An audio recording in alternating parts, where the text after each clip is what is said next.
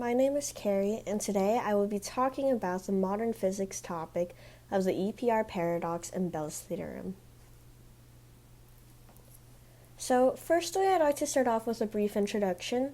The EPR paradox is named after three very influential physicists of the 1900s. We've got Albert Einstein, Boris Podolsky, and Nathan Rosen. So, this paradox was first published in the year of 1935.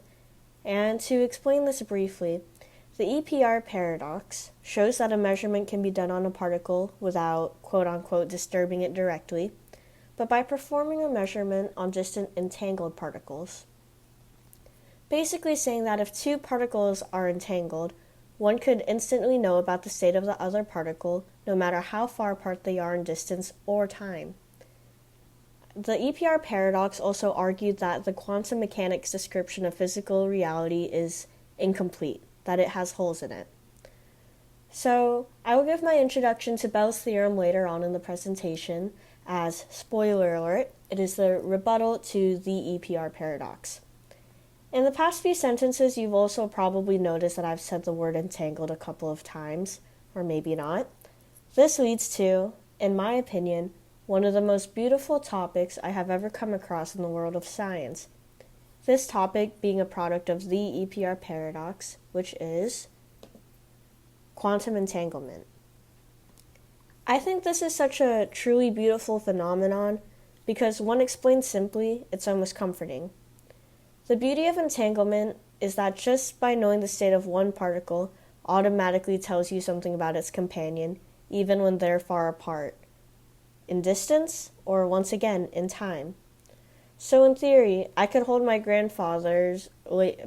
grandfather's watch, and somehow in the world of science, someone one day can trace it all the way back to him. I don't know what it'd tell me, but I think it's really beautiful in that way.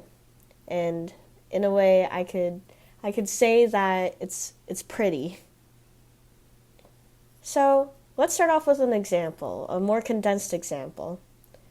Let's start off with a source, that square in the middle.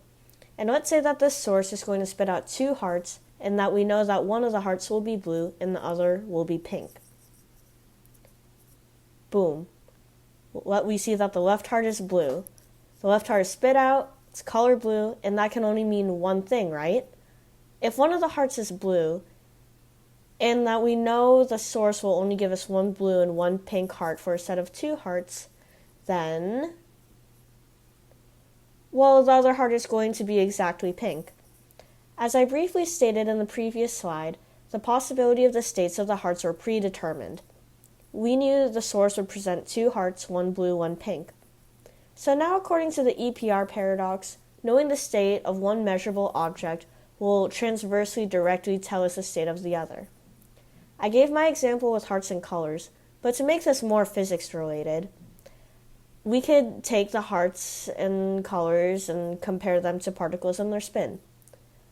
Let me say two sentences separately but back to back and you'll catch my drift. The source emits two hearts. One will be blue and therefore the other one will be pink. And now, the source emits two particles. One will have a positive z-spin, and therefore the other will have a negative z-spin. Now, what's a scientific discovery without finding some mistakes and errors along the way, right? Even Einstein had found holes in his discovery. One example actually contradicts his own theory of relativity. Einstein, of course, said nothing can travel faster than c, which is the speed of light. Not a massive 1,000-ton rocket can, and not even a tiny electron can go faster than that.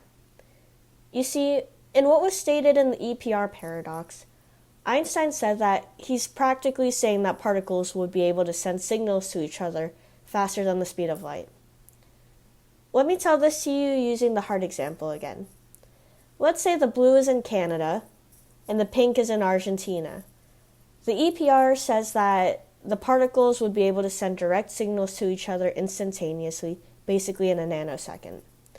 So then, if the blue were to send a signal to the pink, looking at the distance covered from Canada to Argentina, the signal of particle communication between the two hearts would be traveling at about 13 million c, which is obviously way faster than 1c. So 13 million times the speed of light, which is not possible, of course, according to Einstein. And now, I'd like to present Bell's theorem. John Bell was an Irish physicist and in 1964 gave a rebuttal to the EPR paradox. He said that if certain predictions of quantum theory is correct, then our world is quote-unquote non-local. The simple definition for non-local is saying that there are interactions between events that are too far apart in space, but also too close together in time for the events to be connected to each other. As you can see here, there's a simple seeming elegant inequality equation. Simplified, this equation is like a tool that helps us figure out if the two hearts were either following A, governed rules, like how the left heart is blue and how the right will directly be pink, or B, if there's something really weird going on.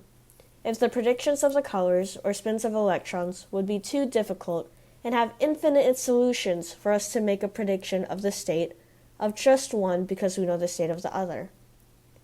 In other words, if these tiny quantum measurements are predicted, or if it's all really just by chance. So, since the 1960s, since Bell's theorem has been published, many experiments done by many physicists around the world have been done and studied, and the common denominator that they all found is that, well, quantum mechanics has always prevailed.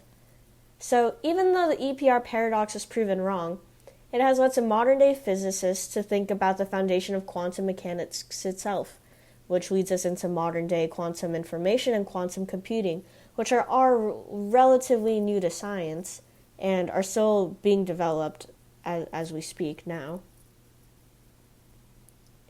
And I personally think this is all very exciting because since this is modern physics after all, just last year in 2022, the Nobel Prize for Physics was given to these three gentlemen.